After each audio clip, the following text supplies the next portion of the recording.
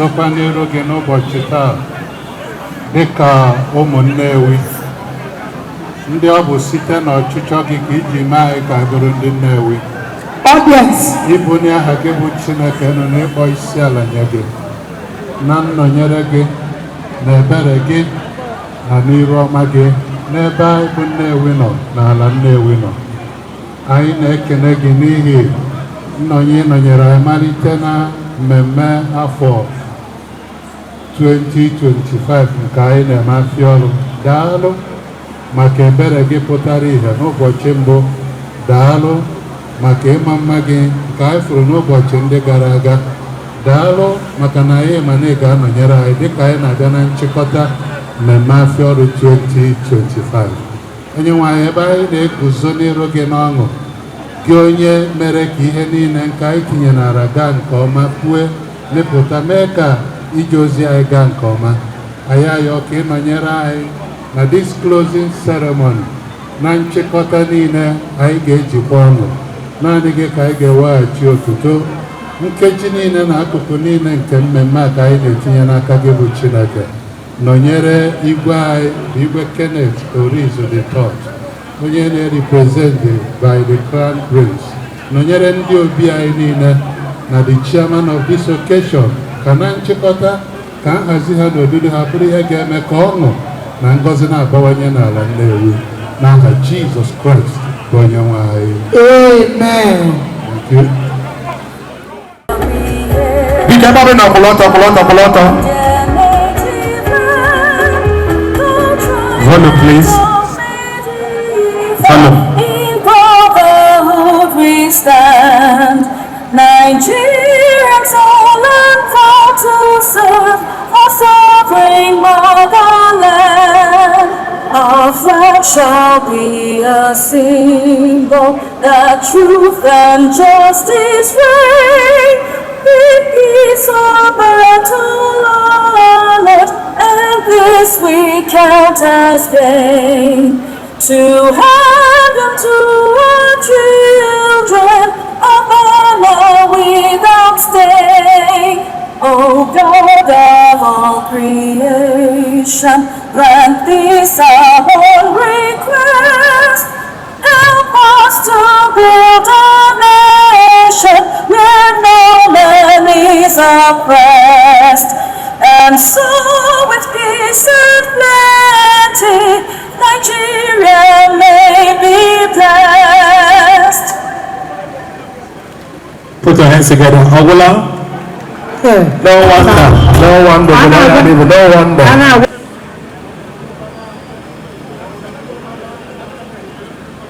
Anyị fụrụ mbata Honorable Mbazulike Iloka Mbamba. Anyị na-asị gị nnọọ.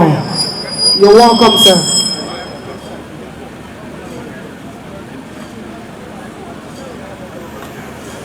Abona Nesi Famous Launching PG Yenyai welcome address.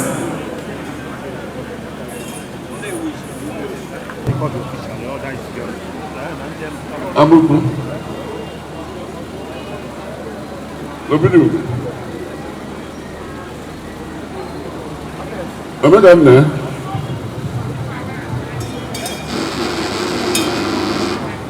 Igo.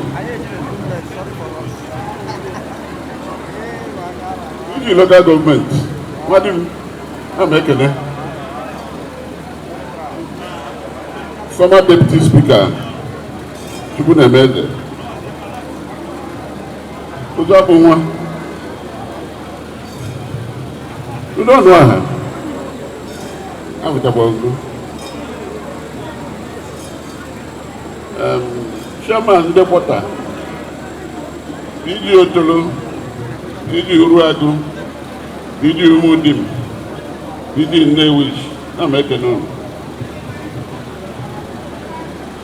Ndị former chairman local government n'ebe a, Ike Nnewi,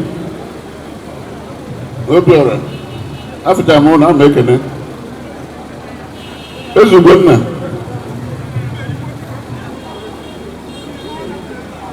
Donu,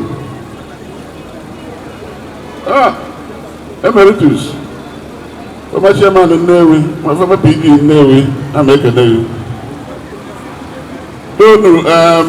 Only seen Dobby, Nandobi in the neighbor. Which is a good weapon. I don't want to Afa, Manaya Nana. Now you have to be called and I give them and then to laugh and they may to Afa. When they put on Georgia, now Igbo, when I was not drawing a man. If I know Tata wo Ipukota, if I know Ola Bane no na Ngucha Tata. When they get a shineke, they just will be there for all. We look at and then how call or not Jorunjo. I know. That's one I draw you to. Tata webu. I have got a phone at our house. Now you see the governor lie. If you know your member, what would you say now you do? No, if Nanya, still at Jesus Christ, go your way. I say, Honorable, my senator. Going to the PG, this is PG to Kola. No, we can have no. Now, no, when, no, when, no, person. Oh, I don't know, Manaha, Jesus. Like what you said, the Obaka and Overstart, I make sure Afia Olu Nnewi every day 4 days. Overstart.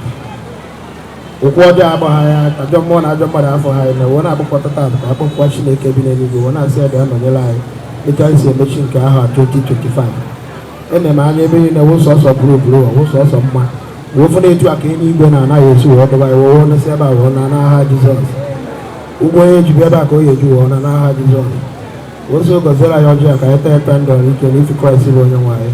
Amen. Ogi you don't know. The senator, also, chairman, the local government, Igo Nnewi,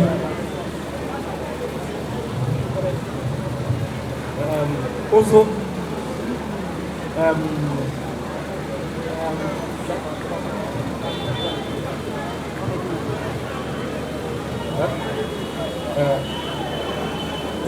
okay, the former chairman knows that the man can't win.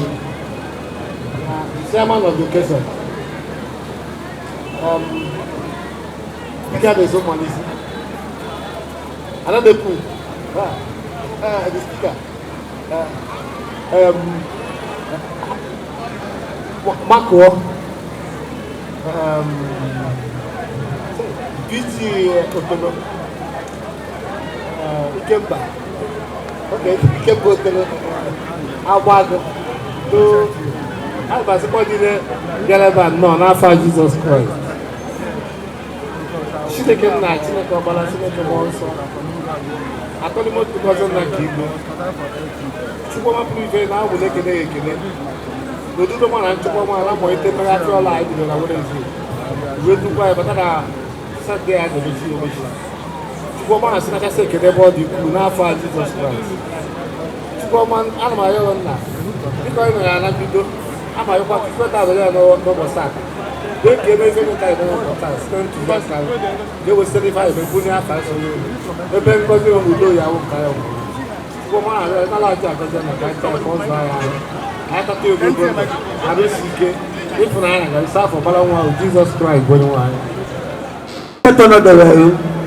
Senator, Darren, we are happy you have joined us.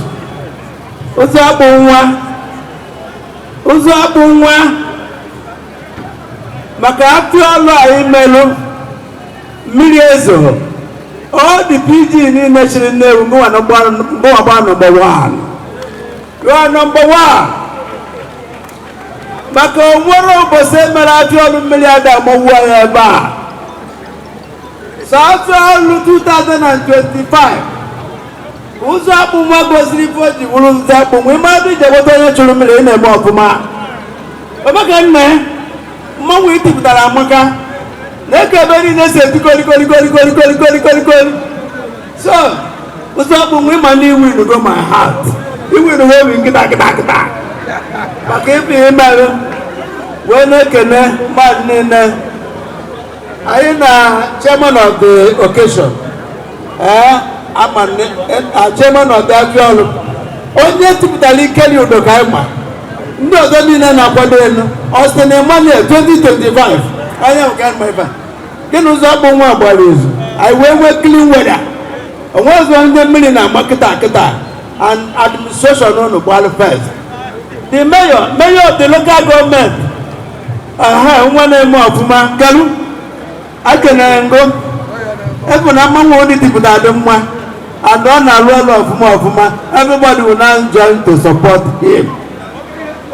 Anyị na-ekwu na obilache ndụ ekwucha n'ibe niile anyị ekwu ogidi sọpọtụ ya amụkwu wibe na-ekwu ka ọfọ so n'ibe lee ọgwụ ife bata na ọfọ niile agụ na ọya ele na-abịa ụlọ a n'ụlọ ọbọ n'ụlọ oyo